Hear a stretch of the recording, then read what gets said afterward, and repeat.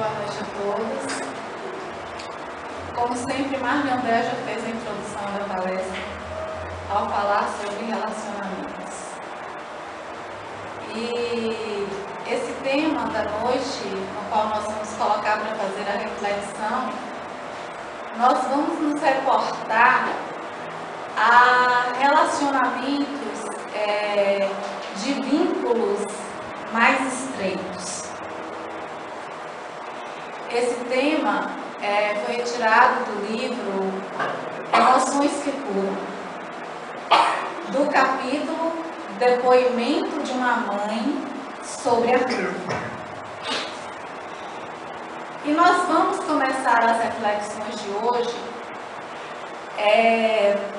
usando mais ou menos as mesmas palavras de uma mãe que desencarnou, que está no mundo espiritual, e que ela faz um relato da sua experiência enquanto mãe aqui na face da Terra. Então nós vamos usar mais ou menos as palavras que ela usou. E o depoimento dela se encontra na íntegra neste livro que foi citado. No Hospital Esperança, no mundo espiritual, há um grupo de 400 mulheres. Todas foram mães aqui na Terra. E esse grupo era dirigido por Dona Modesta Cravo. E se divide em 3 grupos. A Tribuna da Humildade, que é o primeiro grupo. O outro grupo, que é o grupo do Reencontro. E o terceiro grupo, que é o grupo da terapia ocupacional. O grupo que tinha mais gente era o grupo da Tribuna da Humildade. Então, esse grupo tinha como principal objetivo da mãe pré-selecionada, pois as mães que compunham esse grupo, todas as mães, elas eram acompanhadas por profissionais do mundo espiritual e eram tratadas. Todas as mães que ali estavam presentes, na Tribuna da Humildade, que era o grupo maior, estavam ali para escutar um relato de uma mãe pré-selecionada, que já foi tratada e acompanhada. Então ela estava ali naquele momento para falar da sua experiência reencarnatória enquanto mãe na face da Terra. E era uma mulher franzina que trazia um sorriso no rosto. E quando ela olhava para a plateia, ela via ali mães igualmente a ela e mães que traziam estampado no rosto, em seus rostos, uma espécie de sofrimento. E ela começou o seguinte: eu desencarnei no ano de 1999. Só abrindo parênteses aí para a nossa fala, que todas as mães que estavam ali naquele grupo foram mães que desencarnaram no ano de 1999 entre 2010, nesse período, 1999 a 2010. E ela estava relatando naquele momento que ela havia desencarnado no ano de 1999 com quase 60 anos de idade. Ela que fazia parte de uma geração em que ela não encontrava nenhuma mãe na qual não se sentia culpada no seu papel de mãe, ou porque deixou de fazer, ou porque fez, ou porque pensava em fazer. E, infelizmente, dizia ela, que era de uma geração de mães na qual alimentava a crença de que ser mãe é padecer no paraíso. Essa lamentável crença de que muitas mulheres, mães, carregam. O sinônimo que ser mãe, que é agradável, ótimo, que é gostoso ser mãe, mas que é também sinônimo de sofrimento. Então ela chega no mundo espiritual, essa mulher, com um sentimento de frustração muito grande em relação ao seu papel de mãe. Para ela havia falhado. Ela, desde cedo, ela e o marido, quando estavam reencarnados, eles eram espíritas. E eles tiveram 2 filhos. E quando os filhos atingiram uma idade, matricularam na evangelização e encaminharam os filhos na prática espírita. Os filhos foram cuidados com muito zelo. Ela adotou a renúncia, o sacrifício, a anulação de si mesma em prol da educação de seus filhos. Ou seja, tinha dado absolutamente de tudo, a sua vida, para criar os seus filhos. Chegando na juventude, os filhos partiram para um rumo no qual ela não havia traçado para eles. Ela havia projetado uma outra coisa, e os filhos tomaram um outro caminho. E isso fez com que ela experimentasse, na condição dela de mãe, um sentimento de ingratidão muito grande. Afinal de contas, ela havia os educado com muito zelo.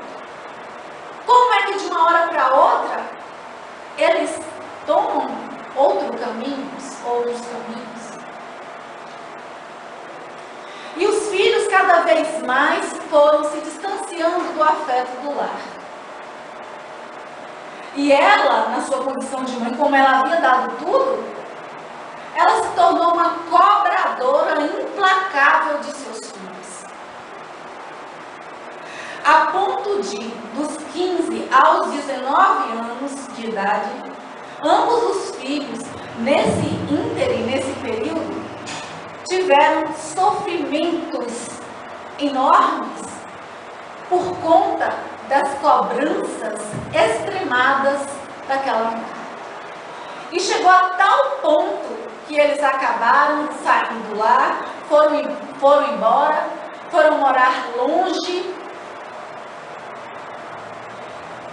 e o lar estava vazio, estava longe dela. E ela experimentou uma tristeza profunda, que acabou gerando uma depressão que durou por 15 anos. Deu trabalho ao marido, tomou remédios fortíssimos. Só depois deste tempo que ela começou a refletir onde é que ela errou. Afinal de contas, tinha educado tão bem os seus filhos, e ela reportava-se ao período da infância. Onde foi que ela errou? E não encontrava a causa do seu erro. Só depois de desencarnada, quando chegou no mundo espiritual, que ela começou a entender que a pergunta que ela fazia naquela época não era aquela, e era simplesmente outra. Se teria algo que ser feito, teria que ser feito naquele momento onde o problema estava se apresentando, e não ficar procurando as falhas no passado porque ela não encontrava e paralisar e não fazer nada. Qual era a postura que ela deveria ter adotado de mãe implacável, rígida, perseguidora, em que não aceitava de hipótese alguma a liberdade de seus filhos? Ela deveria ter adotado uma outra postura, de mãe amiga, compreensiva, companheira. Mas, nesses 15 anos, ela pôde ver também que os exemplos os quais ela deu aos filhos não ficaram perdidos, que as sementes as quais ela lançou frutificou. Seus filhos tornaram-se homens de bem, superaram todas as expectativas e planos que ela havia traçado para eles. E quando ela desencarnou, ela chegou no mundo espiritual com depressão ainda e um sentimento de fracasso, se sentiu fracassada na missão de mãe. E só foi aí que ela pôde refazer o seu pensamento de que ela não havia fracassado. Que o fracasso, assim como ela, como de todas as mães presentes, estavam na cabeça. E que na realidade, muitas das mães foram sim vitoriosas e que nem sabiam disso. Então ela começa a perceber que ela foi muito mais além da responsabilidade de mãe, que era designada a qualquer mãe, a qualquer pai, ser responsável pelos seus filhos. Mas que essa responsabilidade chegou ao extremo de ser responsável pelas escolhas dos filhos, ser responsável pelas quedas dos filhos, que é diferente de ser responsável por, é muito diferente de ser responsável com. E ela ultrapassou todos esses limites. E todas as vezes que nós ultrapassamos esses limites, é claro que pais e mães, ou como em qualquer, isso serve para qualquer outro relacionamento, sejam de companheiros, sejam de amigos, nós podemos sim orientar, ajudar, consolar, direcionar.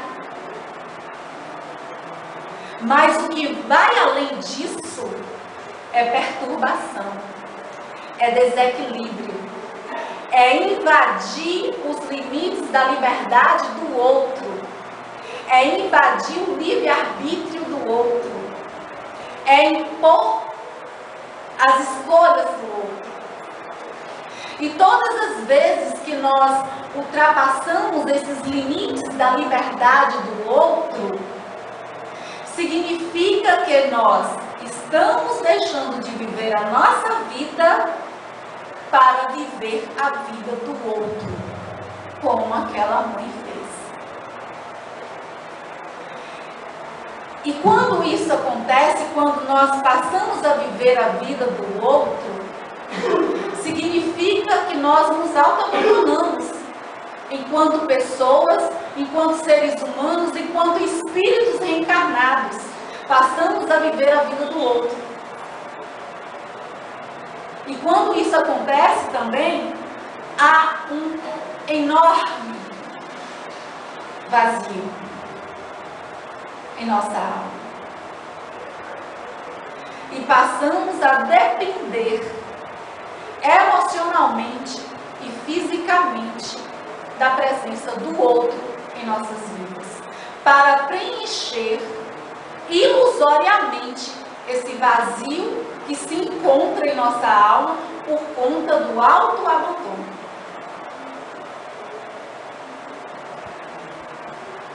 São pessoas nesses relacionamentos as quais Hermès Dufour ela denomina de reféns emocionais. Nesses tipos de relacionamento, tanto entre pais e filhos, como entre companheiros, namorados, entre amigos, quando a pessoa se abandona para poder viver, sacrificar. Porque pessoas pensam que amar é doar-se por completo, dar de tudo, facilitar ao máximo a vida do outro, para que o outro não sofra as dificuldades naturais das ocorrências da vida. O amor tem limites. E mais do que hoje em dia, na atualidade, esse amor requer limites. Então as pessoas acabam se tornando reféns emocionais. Nessa dependência sempre do outro. Dar tudo ao outro, mas quer de volta. E se não recebe de volta, acaba entrando numa depressão profunda, como a mãe da história entrou. Porque, no fundo, essas pessoas, elas pensam que para serem felizes, dependem exclusivamente do outro. Que o outro venha preencher esse vazio. E isso acontece exatamente, esse autoabandono, esse vazio existencial, por falta do amor a si próprio. Como eu não tenho amor a mim, eu espero que o outro preencha esse amor. E essa falta de amor, o que está por trás disso, é justamente o sentimento de autoestima muito baixo. Muito baixa mesmo. Que tem a raiz no orgulho e no egoísmo exacerbado, vivenciado em muitas reencarnações, em que a pessoa ela tem um olhar superdimensionado de si próprio. As pessoas que vêm de reencarnação em reencarnação, se sentindo, ou porque desfrutam de uma determinada posição, se sentindo superiores, acostumados a sempre serem os melhores, a sempre acertar, a sempre a ter tudo nas mãos. Quando chega uma determinada encarnação em que nós, em nosso orgulho, nós caímos, nós perdemos, ou nós não temos as coisas que nós desejamos em nossas mãos, as pessoas, nós que somos orgulhosos, temos a tendência muito grande em nos frustrar, porque nós estamos acostumados a ser os melhores, a nos frustrar, e aí vem o sentimento de desvalia, de complexo de inferioridade. Acontece exatamente o contrário. E quem tem um complexo disso, de inferioridade, que não se sente valorizado, consequentemente num relacionamento, a pessoa ela não vai se achar merecedora do amor do outro.